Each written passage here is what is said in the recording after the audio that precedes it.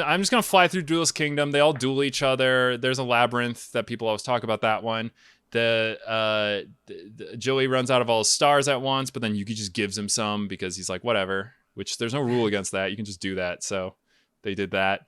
I'm pretty sure they knock out May at some point. And he's just like, nah, it's okay. You don't have to give me your stars. And then she keeps competing, and there's a whole thing. So like, there's one notable duel which Kaiba shows back up, and he's like, Yugi, duel me. I invented. So all of these duels have to happen on these big stages so far, right? Yeah. Like, because that's where the holograms happen. Yeah. And each stage is like, there's like effects, background effects, which again aren't in the game. I mean, they are in the game. You can get like terrain cards to like make this effect, but like in this world, it's just like if you play at the ocean realm, your ocean monsters are enhanced. Fair. And it's like, okay. So like everyone is playing, they're just waiting at the arena that their cards are good at. Yeah. Like they meet Mako Tsunami, and he has a water deck, and he's just waiting by the ocean for people to show up.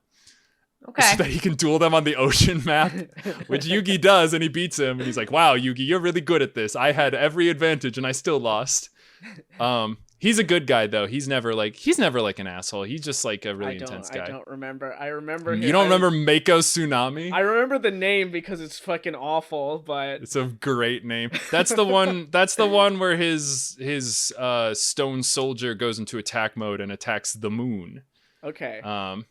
But because he summons the moon as a card, and it causes the high tide, because there's all these like physics interactions in this game. It's great.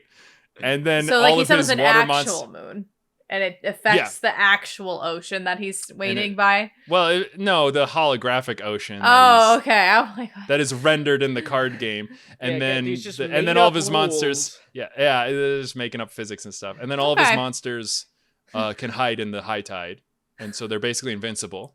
But then Yugi destroys the moon, and then. And reveals his ocean monsters and then kills them all. Yeah, no, like I just want you to imagine the back and forth. It does sound like actual like 5-year-olds playing on the playground, right? Where like I summon the moon. Well, I summon a moon card, which makes the tide high, so all my monsters are invincible. Oh yeah, well I attack the moon, which makes the moon explode and fall on your monsters, and then they're not invincible and they die. Oh yeah, that was well, another one. The card doesn't say you can't. Yeah, they meet Bandit Keith, who's an American. That's his trait, which also makes him a dick. Yeah, what makes him evil. He has a machine deck. They have I'm surprised it wasn't a gun deck. They do a shadow. They do one that's like a shadow themed deck, and he's like got ghouls and zombies as his.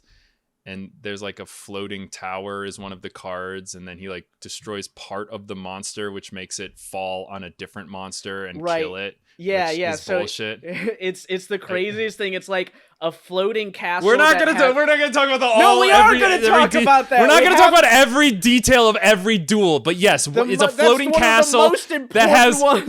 It's a floating castle that is. It is specifically held aloft by its levitation ring that surrounds it.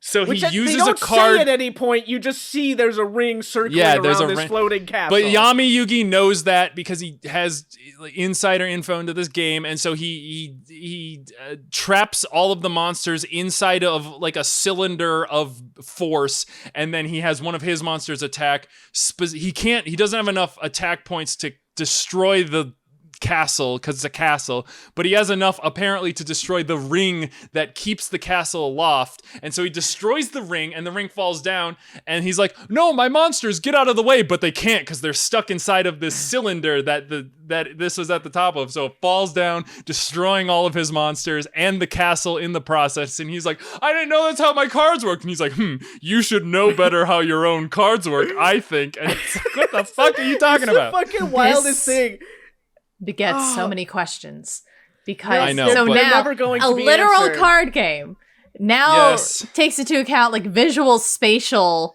awareness. But even before because the holograms didn't exist until Seto Kaiba came along. Yes, I know, Fran. It's just now that the games are this way, they have apparently physics-based rules that you have to know about. You just, So did you just just have to describe kind of this assume. before? Like, or was this just not an aspect of the game until Seto Kaiba's I company guess came it just along? wasn't. I guess it just didn't matter. Or did they have holograms in ancient Could you Egypt? do that previously and without visual reference? You're just like, no, you can't do that. That's obviously bullshit. But like now Right. that you can see it rendered out, you're like, oh, I guess it does make sense. It's just the wildest thing. That's one of my favorite ones is attacking the castle because the castle has too many attack points to lose that fight, right? It's just a numbers game. The one number is higher.